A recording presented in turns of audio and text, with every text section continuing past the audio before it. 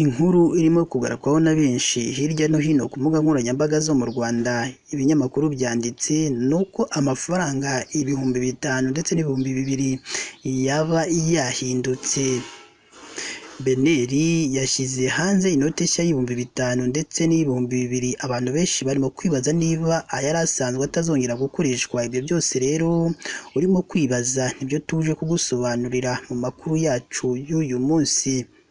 Niba ari ubwa mbere dusuye, jya munsi y'iyi nkuru urabona ijambo subscribe cyangwa sabone, utukandaho n'akazogera kaza nako gakandeho.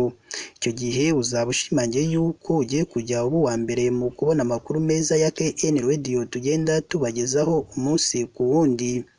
Reka twitse gato ubundi tuze tubabwira byinshi cyangwa dukura mu rujijo abaturarwanda bose barimo baribaza ko amafaranga bari basanganywe agiye guta agaciro. Ibyo byose rero uraje ubisobanukirwe hano kuri KN Radio.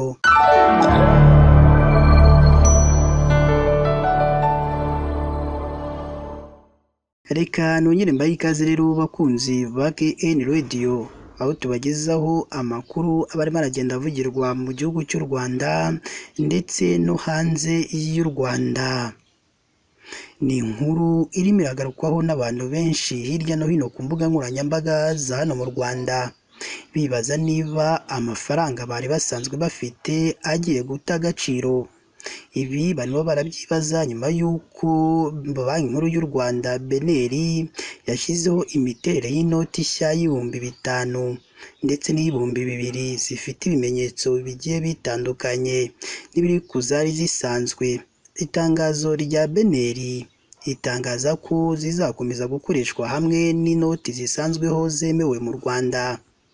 Ni icyemezo Beneri yamenyesheje abaturarwanda kuri uyu wa gatanu tariki ya 30 Kanama 2024 ibinyujije ku mbuga nkoranyambaga zayo. Iteka rya Perezida rishyiraho izi note ryasohotse mu igazeti ya leta yo kuri wa 30 Kanama 2024 riteganya ko inote nshya y'ibihumbi 5 n'ibihumbi 2 zizakoreshwa hamwe n'inoti zisanzweho arizo iya 500, iy'igihumbi, iya 2 n'iy'ibihumbi 5 kandi zifite agaciro kose kangana mu Rwanda bitewe n'uko ayo ufite agiye angana. Ishyirwaho ry'izi note nshya y'ibihumbi 5 n'ibihumbi 2 ribaye nyuma y'uko bisabwe na Minisitiri w'Imari n'Igenamigambi bigasuzumwa n'inama y'abaminisitiri yateranye ku wa 23 Kanama 2024 ikanabyemeza.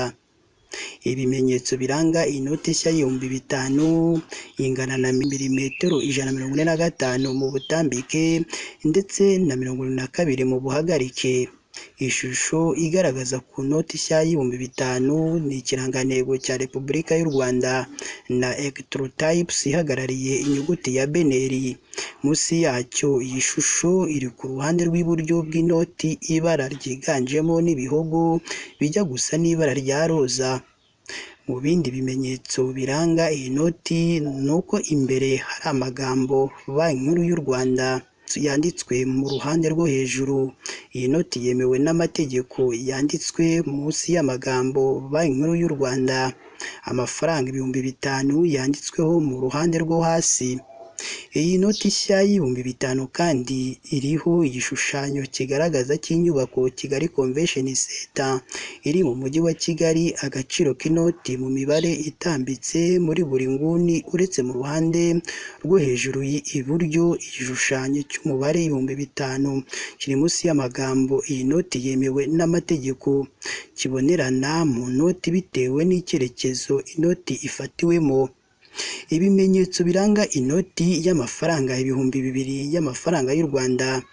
Inoti nshya y'ibihumbi 2 ingana na milimetero 142 mu butambike kuri 72 mu buhagarike. Ishusho igaragaza kuri iyi noti ni ikirangantego cya Repubulika y'u Rwanda na electrotypes ihagarariye inyuguti ya Beneri munsi yacyo. Iyi shusho iri mu ruhande rw'iburyo bw'inoti ibara ryiganjemo n'umweru ukeye. Imbere hayo hari amagambo Banki Nkuru y'u Rwanda yanditswe mu ruhande rwo hejuru, inoti yemewe n'amategeko yanditswe munsi y'amagambo Banki Nkuru y'u Rwanda, amafaranga ibihumbi 2,000 yanditswe mu ruhande rwo hasi. Ibi bimenyetso biri kuri iyi noti ni igishushanyo kigaragaza cy'imisozi y'ikiyaga cya Kivu, agaciro k'inoti mu mibare itambitse muri buri nguni uretse uruhande rwo hejuru iburyo, ishusho y'umubare ibihumbi 2,000 iri munsi y'amagambo iyi noti yemewe n'amategeko ihinduranya inoti bitewe n'icyerekezo inoti ifatiwemo. Inyuma y'iyi noti nshya y'ibihumbi 2,000 hari amagambo National Bank of Rwanda yanditswe ku ruhande rwo hejuru, this is not legal tender yanditswe munsi y'amagambo National Bank of Rwanda, na 2000 francs yanditswe mu ruhande rwo hasi. Kuri iyi noti kandi hariho ishusho igaragaza y'intete z'ikawa zikaranze neza zisa neza, agaciro k'inoti mu mibare itambitse mu nguni zose z'iyi noti, igishushanyo cy'umubare ibihumbi 2,000 ucuritse kiri munsi y'amagambo iyi noti yemewe n'amategeko, gihinduranya inoti bitewe n'icyerekezo inote ifatiwemo. Banki Nkuru y'Igihugu yaherukaga gushyiraho inoti nshya y'ibihumbi 5,000 ndetse n'ibihumbi 2,000 mu mpera za 2014. Banki Nkuru y'u Rwanda ikimara gushyira hanze imisusire y'izi noti zombi, yahise inamenyesha abaturarwanda bose ko izi noti zizashyirwa hanze ndetse zigatangira gukoreshwa guhera tariki ya 3 Nzeri 2024. Abaturarwanda bose hirya no hino mu gihugu cy'u Rwanda bibazaga ko amafaranga bari basanzwe bafite agiye guhita ata agaciro, ariko murumva ko Banki Nkuru y'u Rwanda yabikemuye, yavuze ko amafaranga mwari musanzwe mufite azakomeza gukoreshwa nk'ibisanzwe hano mu Rwanda. Ni n'aha rero natwe dusoreje amakuru yacu y'uyu munsi. Niba ari ubwa mbere udusuye, jya munsi y'iyi nkuru urabona ijambo subscribe cyangwa se abone, utukandaho n'akazogera kaza nako gakandeho. Icyo gihe uzaba ushimangiye yuko ugiye kujya uba uwa mbere mu kubona amakuru meza ya KN Radio tugenda tubagezaho umunsi ku wundi. Si ibyo gusa kandi ugomba no kujya ahatangirwa ibitekerezo ukaduha igitekerezo cyawe, haba ari igishima ibyo dukora ndetse n'ikitugira inama y'ibyo tuzahinduramo mu makuru tugenda tubaha hano kuri KN Radio. Si ibyo gusa kandi ugomba no gufata inkuru yacu ukayisangiza abandi kugira ngo bajye bamenya aho ibyiza biri kuri hano kuri KN Radio. Mukomeze mugire ibihe byiza kandi Imana ijye ikomeza ibane namwe umunsi ku wundi.